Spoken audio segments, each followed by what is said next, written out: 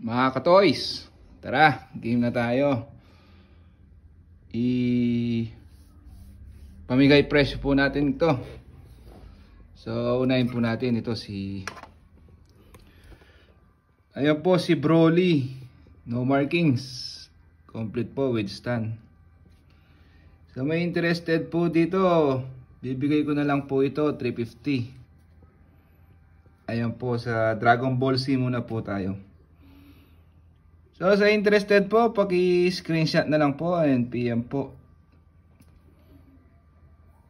PM po sa page. Ayan. Next. Tumaangas oh. Bandai.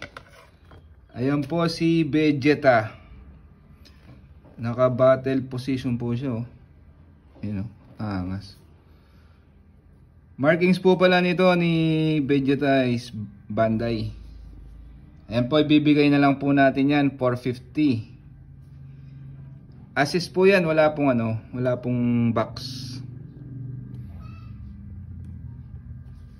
So interested po, paki-screenshot na lang po si Vegeta.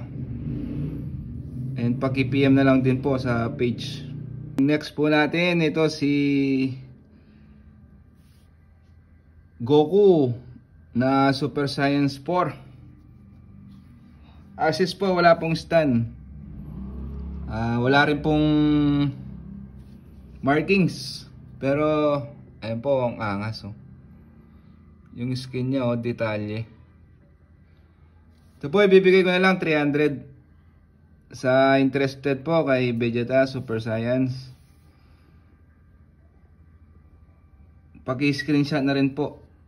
Paki-PM na rin po sa page po natin. So ito po yung next natin, si Goku, yung meron po siyang mask.